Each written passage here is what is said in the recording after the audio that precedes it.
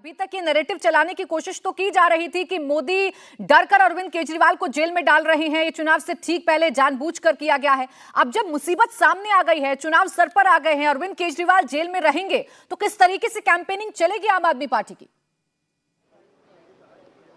देखिए, अब कम से कम ये कह सकते हैं कि आम आदमी पार्टी में एक ये प्लस पॉइंट भी है।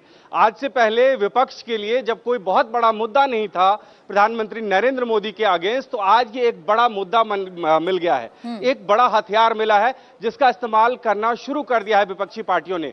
कल रामलीला मैदान से वही हुआ और आज जब अरविंद केजरीवाल जेल जाएंगे, इसके बाद ये तय मानिए तमाम जो पॉलिटिकल पार्टी होंगी उसमें यह मुद्दा जोर शोर से उठाया जाएगा।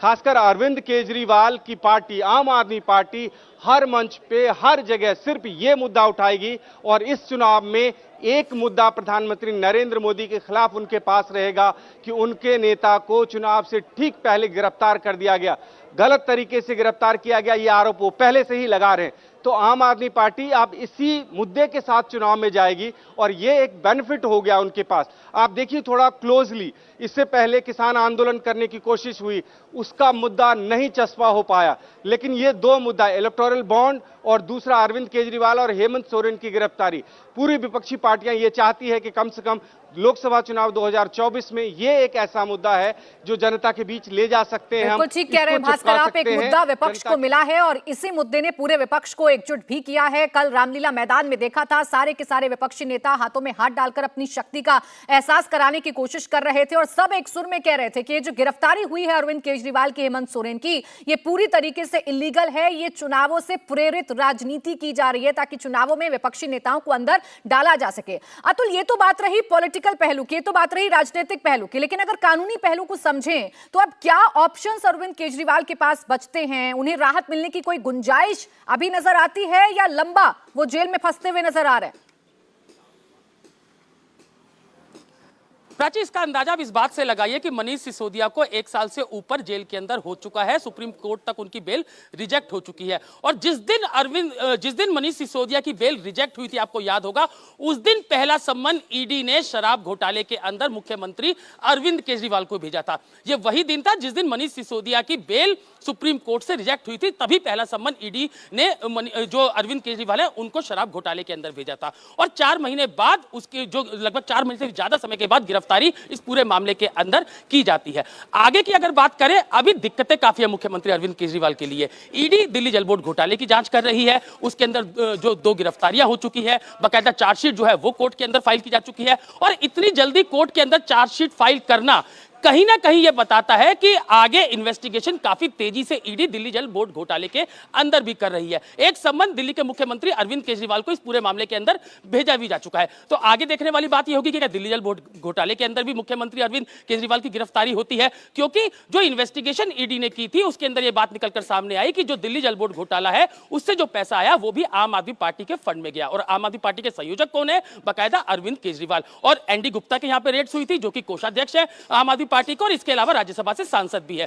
और रही बात जो सीबीआई जो पूरे मामले की इन्वेस्टिगेशन कर रही है, आपको याद होगा प्राची कि जो सीबीआई है उसने पहले इस पूरे मामले के अंदर जो दिल्ली का आबकारी घोटाला है उसके अंदर एफआईआर दर्ज की थी। मनीष सिसोदिया की गिरफ्तारी जो है पहले वो सीबीआई ने की थी और उसके बाद ईडी ने उसी की जो चार्जशीट थी, जो पूरी शराब घोटाले की, उसकी चार्जशीट को आधार बनाकर ईसीआईआर दर्ज की थी और उसके अंदर ये ईडी ने 16वीं गिरफ्तारी मुख्यमंत्री अरविंद केजरीवाल की है। तो क्या अब सीबीआई जो है वो दिल्ली के मुख्यमंत्री अरविंद केजरीवाल की गिरफ्तारी जो है वो अपने मामले के अंदर करेगी? यानी कि दिल्ली का जो आबकारी घोटाला है उसके अंदर क्या मुख्यमंत्री अरविंद केजरीवाल को सीबीआई भी गिरफ्तार करेगी? अगर गिरफ्तार करती है तो निश्चित रूप से जो सीबीआई है वो तिहाड़ जेल जाएगी, पूछताछ करेगी अरविंद केजरीवाल से, उनको कस्टडी में उनको अरेस्ट करेगी और उसके बाद प्रोडक्शन रिमांड जो है वो कोर्ट से मांगेगी। तो एक अभी दिक्कतें कम होती नहीं दिख रही हैं। बेल एप्लीकेशन की बात करें तो बेल एप्लीकेशन जितने भी तमाम नेता हैं आम आदमी पार्टी के, उनकी रिजेक्ट हो चुकी है। सुप्रीम कोर्ट तक से मनीष सिसोदिया की बेल रिजेक्ट हो चुकी है, हाईकोर्ट तक से संजय सिंह की बेल रिजेक्ट हो चुकी है। तो आप इससे अंदाजा लगाइए कि अभी जो पहले आरोपी जो गिरफ्तार हुए थे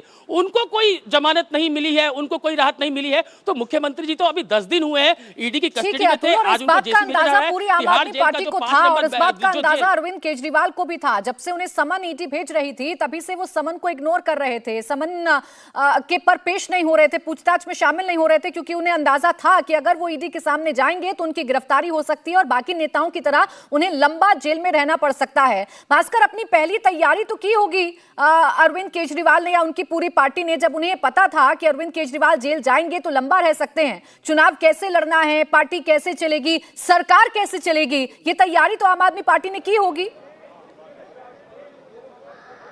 बिल्कुल तैयारी की होगी। और अरविंद केजरीवाल को अगर जाने आप तो बहुत अच्छी तरह से वो प्लानिंग करके आगे बढ़ते हैं। पहली बार जब उनको रॉ रेवेन्यू कोर्ट में पहुंचना था, उन्होंने 1 महीने का तकरीबन वक्त मांगा। ये कहा कि विधानसभा का सेशन चल रहा है और उनको वक्त चाहिए, बजट सेशन चल रहा है। इस पूरे दरमियान तकरीबन 1 महीने का वक्त मिला अरविंद केजरीवाल को, आम आदमी पार्टी को। आम आदमी पार्टी को यह अच्छी तरह से पता था कि ईडी के पास जब भी जाएंगे अरविंद केजरीवाल, उनकी गिरफ्तारी होगी, और अगर गिरफ्तारी होगी तो वो लंबे वक्त के लिए गिरफ्तार रहेंगे। और ऐसे में फिर पार्टी को कैसे आगे बढ़ाना है। देखिए, चुनाव प्रचार 2 ऐसे राज्य हैं जहां पे आम आदमी पार्टी सबसे प्रमुखता से कर रही है, एक पंजाब और दूसरा राजधानी दिल्ली। पंजाब में भगवंत मान सीएम है और वो काफी पार्टी के सबसे बड़े चेहरे के रूप में जाने जाते हैं पंजाब में। पंजाब में बहुत ज्यादा दिक्कत नहीं है, लेकिन राष्ट्रीय परिप्रेक्ष्य में जो एक नैरेटिव बनता है वो अरविंद केजरीवाल के अलावा आम आदमी पार्टी में कोई दूसरा और ऐसा नेता नहीं है जो ऐसा कर सकता है। तो इस लिहाज से पार्टी के पास ऑप्शन अब ये बचता था कि वो अरविंद केजरीवाल अगर नहीं रहते हैं तो किसी भी रैली में कौन सा मैसेज वो प्ले करेंगे।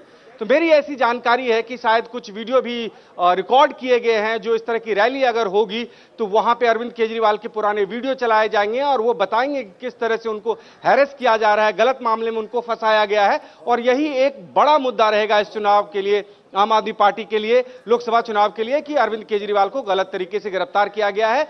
और जो पहले से कहती आ रही है आम आदमी पार्टी कि अरविंद केजरीवाल सबसे बड़ी चुनौती के रूप में उभरे हैं भारतीय जनता पार्टी के लिए, इस लिहाज से ये सब कुछ किया जा रहा है। तो ये सारी स्ट्रैटेजी पहले से ही तैयार है।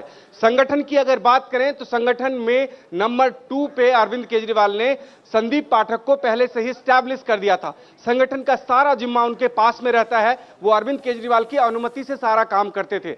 आज अगर अरविंद केजरीवाल नहीं है तो संगठन कैसे चलाना है, ये जिम्मेदारी संदीप पाठक के पास में है और वो बखूबी इसको कर रहे हैं।